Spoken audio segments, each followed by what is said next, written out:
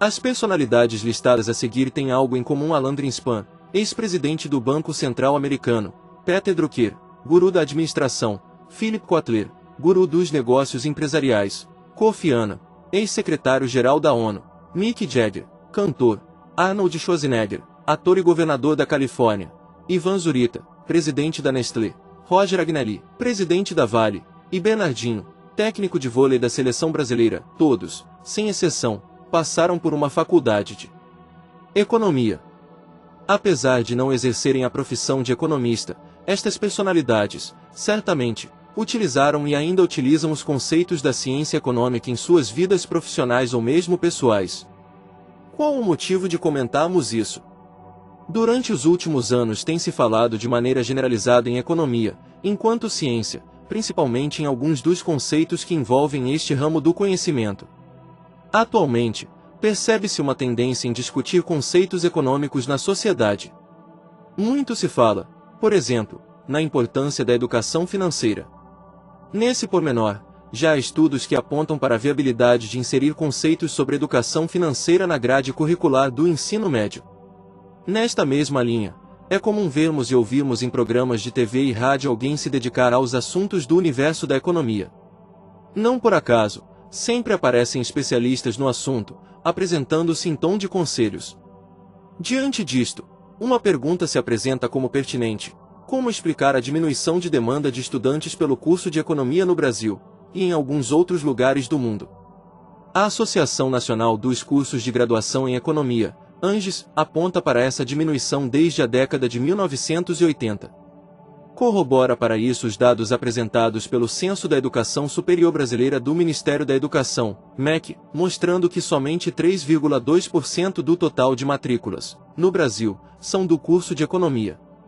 Nos estados brasileiros, há uma tendência dramática de diminuição de vagas preenchida para a graduação em economia, quer seja em instituição privada ou nas universidades públicas e federais. Conquanto, a pergunta permanece: como explicar essa dicotomia entre se falar e mesmo estudar economia no dia a dia?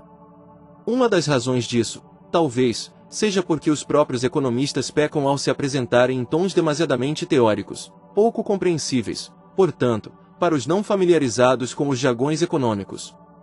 Não por acaso, nós economistas, inventamos até mesmo um linguajar complexo e sofisticado, economês, na tentativa de explicar os fatos. É a linguagem tecnicista e rebarbativa, sibilina por conceito, que mais atrapalha que ajuda as pessoas a bem compreenderem o universo econômico. Para complicar ainda mais a pouca compreensão do público em geral, nós economistas acreditamos piamente no uso de modelos matemáticos para explicar quase tudo, como se as relações sociais e econômicas fossem previsivelmente exatas e como se a vida de todos nós se resumisse a números, taxas e índices. Ora, isto mostra a frieza de uma ciência que, ao contrário, tem um lado de estudo muito humano, voltado a entender a sociedade em suas múltiplas manifestações, principalmente no aspecto social.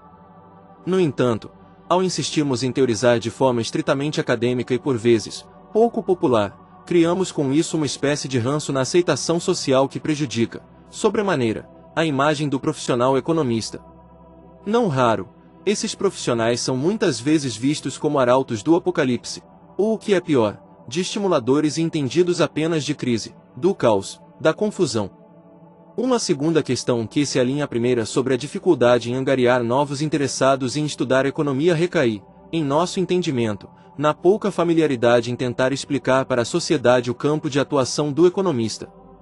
Por vezes, não somos claros em explicar que este profissional pode ocupar espaços em atividades públicas e privadas, dada a abrangência de conhecimentos sólidos que o curso fornece. Esta abrangência somente é possível por se tratar de uma formação sólida que não se limita a dados técnicos, mas que abrange a discussão dos processos históricos e sociais que construíram, desde os escritos seminais dos clássicos ingleses, o pensamento econômico. Todavia, nunca é tarde para a mudança. O momento que se apresenta é muito propício para tentar recuperar o interesse por estudar ciências econômicas. A nossa profissão de economista no Brasil tem exatamente 59 anos de existência, desde o reconhecimento formal regulamentada pela Lei N. Graus 1411, de 13 de agosto de 1951. No entanto, nessas quase 6 décadas, poucos foram os momentos em que professores, conselheiros, profissionais da área e estudantes se reuniram para discutir os caminhos, os valores, a missão, o propósito e a atuação do economista no exercício de suas atividades. Excetuando-se os congressos e encontros profissionais realizados, são raros os momentos de profunda reflexão em torno do objetivo de orientar os jovens futuros economistas sobre o modo de atuar, mais que isso, sobre como a economia, tanto na teoria quanto na prática, age e influencia no cotidiano das pessoas. Outro fito deste artigo é, justamente, o de contribuir para a orientação futura do jovem estudante de economia, visando também resgatar as demandas verificadas no passado, quando se formavam muitos economistas. Para isso, nos sentimos encorajados a esboçar algumas linhas direcionadas, especificamente, ao debate sobre a atuação e o papel do economista em nossa sociedade. Desnecessário afirmar, contudo, que não nos apresentamos como conselheiros e donos da verdade, não temos a prerrogativa do tom professoral. É oportuno reiterar que apenas desejamos, tão somente, contribuir para o aprofundamento de temas que cercam a natureza da ciência econômica no que toca a discorrer sobre os propósitos mais interessantes dessa ciência para aquilo que se convenciona entender ser uma boa economia. Ademais, para vermos aumentar o interesse pelo curso superior. No sentido de discutir os propósitos da ciência econômica, um primeiro ponto a ser ressaltado é que o economista que constrói hipóteses deve, obrigatoriamente, a seguir, confrontar seus modelos com a realidade social. Somente o mundo real poderá validar ou não suas ideias. É imprescindível, todavia, não perder de vista que os modelos da economia são imperfeitos, sua verificação é aproximativa. A realidade social em todas suas manifestações é passível de soluções econômicas. Por sinal, todo problema social exige, por contrapartida, uma solução econômica. Dessa constatação emerge afirmar que a economia precisa, para ser aceita definitivamente como uma ciência capaz de promover boas ações, colocar o progresso a serviço dos mais pobres. Talvez o principal papel da economia seja o de ser construtiva. Para isto, não se deve perder de vista que no atual mundo, em que 1/3 da humanidade continua mergulhada na miséria, a ciência econômica deve, à sua maneira, priorizar o combate às questões sociais mais agudas. O desenvolvimento econômico, quando proferido e ensinado pela economia, só faz sentido se levar bem-estar aos que mais sofrem. Gandhi, uma das almas mais brilhantes que já pisou no planeta Terra, a esse respeito disse que o desenvolvimento seria bom e justo somente se elevasse à condição dos mais necessitados. Os jovens futuros economistas precisam, neste pormenor, em busca de alcançar equilíbrio econômico-social, encarar que a justiça social é um imperativo que deve predominar sobre a produção. O mundo da economia não deve, pois, ser reduzido à condição de mercado, nem de mercadoria. Antes disto, é fundamental ter ciência que existe algo de mais valioso, a vida humana. Aos jovens futuros economistas em processo de graduação, e aos que desejam se inscrever num curso de economia, recomenda-se não se recuse ao exercício de ver a sociedade tal qual ela é.